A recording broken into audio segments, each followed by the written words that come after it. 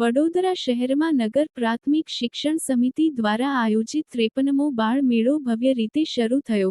પ્રથમ દિવસે શહેરની વિવિધ પ્રાથમિક શાળાના નાનકડા વિદ્યાર્થીઓએ અલગ અલગ થીમ આધારિત પ્રોજેક્ટ રજૂ કરી પોતાની સર્જનાત્મકતા અને બુદ્ધિનો ઉત્તમ પરિચય આપ્યો। પર્યાવરણ, વિજ્ઞાન, સંસ્કૃતિ અને સામાજિક જાગૃતિ જેવા વિષયો પર તૈયાર કરાયેલા મોડલ અને પ્રસ્તુતિઓએ દર્શકોને આકર્ષ્યા। આ પ્રસંગે ડો.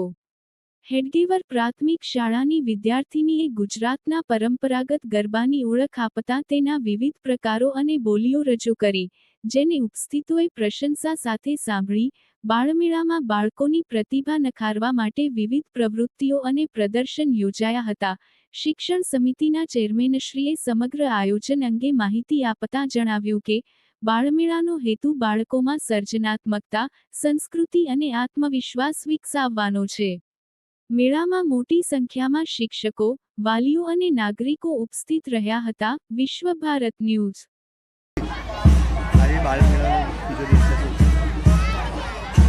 વડોદરા મહાનગરપાલિકા સંચાલિત નગર પ્રાથમિક શિક્ષણ સમિતિની તમામ શાળાઓના બાળકો માટે તથા વડોદરાના નગરજનો માટે ત્રિદિવસીય બાળમેળાનું આયોજન સયાજી ઉદ્યાન ખાતે થયું છે।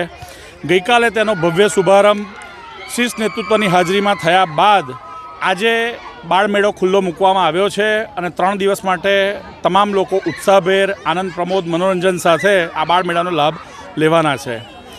દર વર્ષની જેમ આ વખતે પણ આયોજન તો થયું જ છે, પરંતુ નવીનતમ આયામો પણ તેમાં એડ કરવામાં આવ્યા છે। જેમ કે શૈક્ષણિક પ્રોજેક્ટમાં બાળકોને નવા જે પણ ક્ષેત્રોમાં થઈ રહેલા ડેવલપમેન્ટના આધારે વિજ્ઞાન, ગણિત અથવા લેટેસ્ટ આપણા ઇતિહાસ આધારિત ટૉપિક હોય તેનું જ્ઞાન મળી રહે તે માટેના પણ પ્રોજેક્ટ્સ થયા છે। સાથે સાથે રમતગમતના વિભાગમાં વિસરાયેલી રમતો, એટલે કે બાળકો જે આપણી 2 જનરેશન 3 જનરેશન પહેલાં જે રમતો રમવામાં આવતી હતી, લીંબુ ચમચી હોય, સતોડિયું હોય, કોથળા દોડ હોય, રસ્સા ખેંચ હોય વગેરે રમતોથી પણ પરિચિત થાય તે હેતુથી આ બાળકોને 3 દિવસ માટે આ રમતો રમાડવામાં આવશે। સાથે સાથે ફનફેરના માધ્યમથી બાળકોની અતિપ્રિય એવી બલૂન ફોડવા, રિંગ થ્રો કરીને ઇનામો જીતવા વગેરે અનેક પ્રકારની રમતોનું આયોજન થયું છે। સાથે સાથે ખાણીપીણી માટે આનંદ બજારનું પણ આયોજન થયું છે અને ખાસ કરીને સાંસ્કૃતિક વિભાગમાં બાળકો પોતાના ડાન્સ પરફોર્મન્સ ઉપરાંત અલગ અલગ આપણી ઇતિહાસ સાથે જોડાયેલી અથવા જનજાગૃતિ સાથે જોડાયેલા કેમ્પેન જેમ કે વ્યસન મુક્તિ હોય, ટેકનોલોજીના ગેઝેટ્સનું સંતુલિત ઉપયોગ હોય, આ પ્રકારની નાટ્ય પ્રસ્તુતિ દ્વારા પણ બાળકોને જાગૃતિ આપવામાં આવશે। સાથે સાથે બાહ્ય સાંસ્કૃતિક વિભાગમાં શિક્ષણ સમિતિના બાળકો પાસે વ્યક્તિગત હોય કે સામૂહિક રીતે કઈ પ્રતિભાઓ છુપાયેલી છે તેને પણ મંચ આપવા માટેનો ટેલેન્ટ શોના માધ્યમથી એ મંચ આપવામાં આવશે।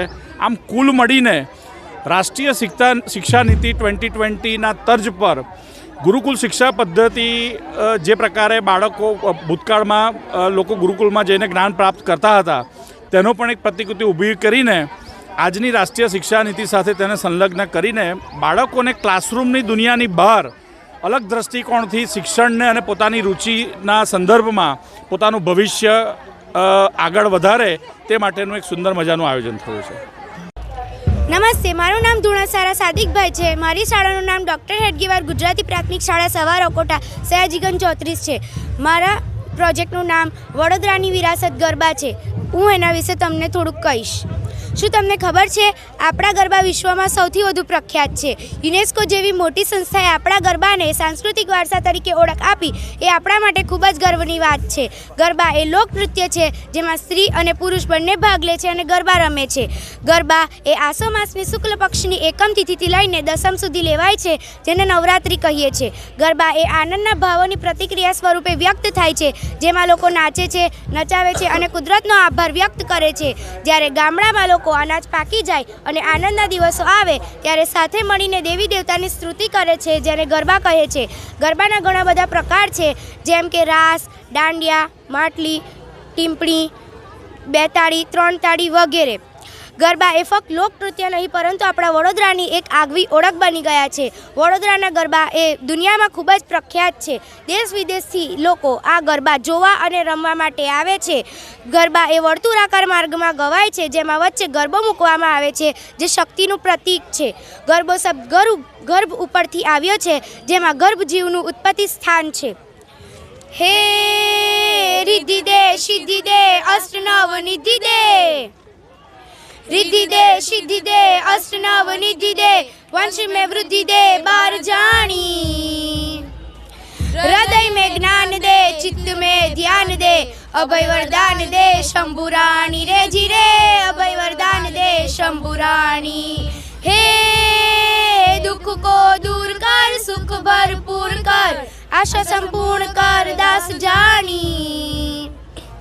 सज्जन सोहित दे कुटुंब सो प्रीत दे, जग में जीत दे माँ भवानी रे जीरे, जग में जीत दे माँ भवानी रे जीरे, जग में जीत दे माँ भवानी.